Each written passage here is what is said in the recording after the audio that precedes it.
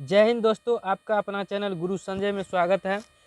दोस्तों आज हम लोग बहुत इम्पोर्टेंट बात जानने वाले हैं कि बिहार बोर्ड के 10वां के परीक्षा होने वाले हैं और इसमें परीक्षा के पैटर्न में कुछ बदलाव हुआ है और यह जानकारी हमें होना बेहद ज़रूरी है। तो दोस्तों आज हम जानते हैं कि परीक्षा किस प्रकार से होगी।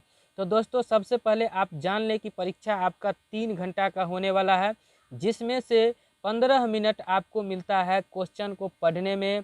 और परीक्षा जो हम देंगे किस हिसाब से देंगे उसमें कुछ सूचनाएं होती है, उसको जान लेना बहुत ज़रूरी होता है। इसीलिए हमको पढ़ने के लिए 15 मिनट मिलता है, तो शेष आपको 2 घंटा 45 मिनट मिलता है। 2 घंटा 45 मिनट का समय मिलता है। तो इसमें कुछ निर्देश होता है, उसके अनुसार हमें परीक्षा देना होता है।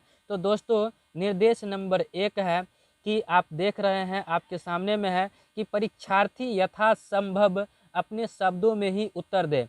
यानी कि आपका जो परीक्षा होगा वह परीक्षा आप अपने शब्द में दे, अपने मातृत्व भाषा में दे तो बहुत अच्छा रहेगा, अच्छा नंबर भी मिलता है। इसका कहना है कि न गाइड से, न गेस्ट पेपर से, न किताबी भाषा देना है, अपने शब्द में ही भाषा देना है।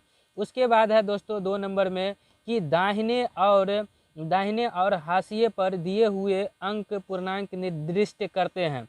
मतलब आप जो दाहिना साइड में यानी कि कॉपी के पेज जो होता है उसको 4 भागों में बांटेंगे और एक भाग जो होगा, एक भाग को छोड़ करके 3 भाग में दाहिना साइड से मतलब हम लोग उत्तर देंगे। उसके बाद है दोस्तों कि 3 नंबर में उत्तर देते समय परीक्षार्थी शब्द सीमा का ध्यान रखें। दोस्तों हम लोग यहाँ पर बहुत मिस करते हैं कि उत्तर जो देते हैं तो उसमें पूछा जाता है 30 शब्द में दे, 30 शब्द में दे, कभी 150 शब्द में होता है, कभी 250 शब्द में होता है। दोस्तों हम लोग इस चीज़ को शब्द सीमा नहीं रखते हैं। 15 पूछ रहा है, 20 शब्द पूछ रहा है तो हम लोग 40-50 कर देते हैं, कभी 5 कर देते हैं, कभी कम कर देते हैं, कभी ज़्यादा कर देते हैं। तो दोस्तों हमें शब्द सीमा एकदम ध्यान में रखना है। जितना पूछ रहा है उससे दो चार शब्द ज़्यादा हो जाए या कम हो जाए, लेकिन जितना पूछता उतना रहेगा तो बहुत बेहद होगा। और जितना ही उत्तर देंगे वो सुटेबल आंसर होना चाहिए, उत्तर होना चाहिए।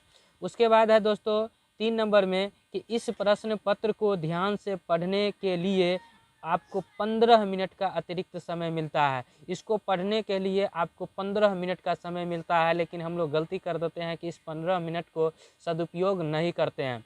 तो दोस्तों आपको पढ़ने के लिए, आपको प्रश्न को पढ़ने के लिए 15 मिनट का समय अधिक मिलता है। उसके बाद है दोस्तों 5 नंबर में कि यह प्रश्न पत्र 2 खंडों में है, खंड अ और खंड ब। सबसे इम्पोर्टेंट बात पर हम लोग चल गए हैं कि आपका जो परीक्षा होगा खंड अ और खंड ब में होगा, मतलब 2 हिस्सों में होगा परीक्षा। तो खंड अ में क्या सब होगा आइए देखते हैं। खंड अ में बदलाव हुआ है, बहुत बड़ी बदलाव हुआ है दोस्तों। पहले जो था आपको साइंस के प्रश्न में 2019-20 पिछले बार वाला उठा के देख लीजिए, उसमें होगा खंड अ जो होता था उसमें 40 प्रश्न मात्र होता था। लेकिन इस बार जो बदलाव करके, और क्यों बदलाव हुआ है दोस्तों आप लोग जानते हैं कि हम लोग कोरोना काल में बहुत कम पढ़े हैं, जिसके कारण से बिहार बोर्ड के सरकार हम लोग के लिए ये सुविधा उपलब्ध कराए हैं कि 80 प्रश्न कर दिए हैं। वस्तुनिष्ठ प्रश्न मतलब ऑब्जेक्टिव प्रश्न आपका अब 80 रहेगा। अब 80 में क्या 80 का जवाब देना है, 40 का जवाब देना है, इसके बारे में जानते हैं। जिसमें से 40 का उत्तर देना है, 80 में से मात्र 40 का उत्तर देना है दोस्तों। मतलब 80 को क्वेश्चन में से जो क्वेश्चन आपको आता है उसमें से 40 को बना दीजिए, नंबर 40 नंबर मिल जाएगा आपको। प्रत्येक प्रश्न के लिए आप जानते हैं कि 1 नंबर निर्धारित है। यदि कोई परीक्षार्थी 40 से अधिक प्रश्नों का उत्तर देता है तो प्रथम 40 प्रश्नों के उत्तर का ही मूल्यांकन होगा। मतलब आप जो 40 से ज़्यादा का उत्तर दे देते हैं तो 40 नंबर के ही आपका 40 नंबर ही आप मतलब प्रथम से 1 से लेकर के 40 तक का उत्तर ही जो सही होगा उसका आंसर मिलेगा, उसका नंबर मिलेगा। इनका उत्तर उपलब्ध कराए गए OMR उत्तर पत्रक में दिए गए सही वृत्त को नीले या काले बॉल पेन से भरें। मतलब आप जो उत्तर देंगे उसमें से दो ही कलर का पेन होना चाहिए, नीले या काले बॉल पेन होना चाहिए।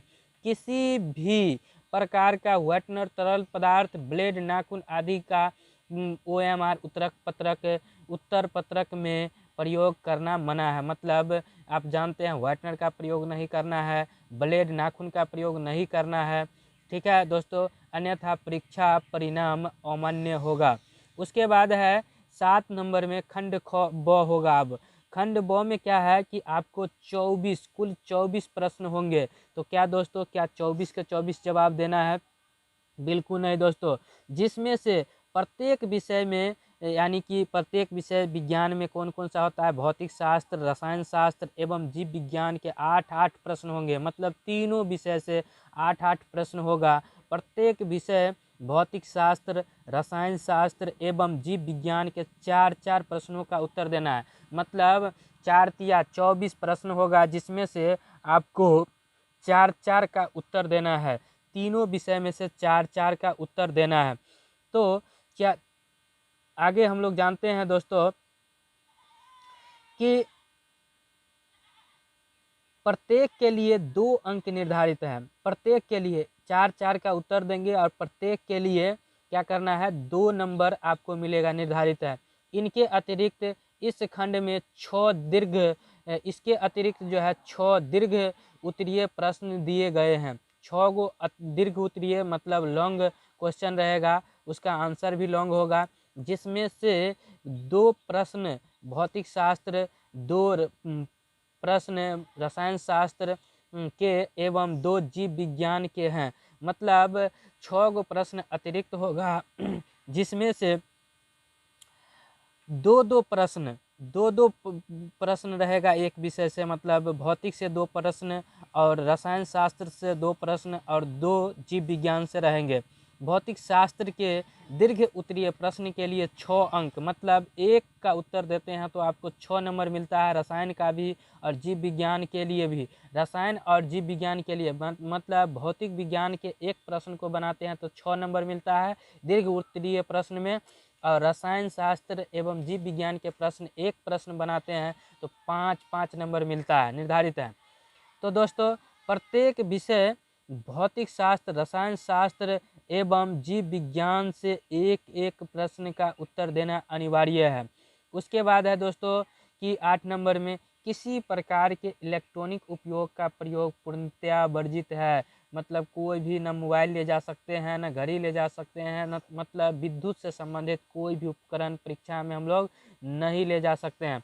तो दोस्तों आपको वीडियो अच्छा लगे, पसंद आए तो लाइक कीजिए, शेयर कीजिए, अभी के अभी शेयर कीजिए दोस्तों। और मेरे वीडियो पर, मेरे चैनल पर नए आए हैं तो सब्सक्राइब जरूर कीजिए। तो दोस्तों जय हिंद, वंदे मातरम।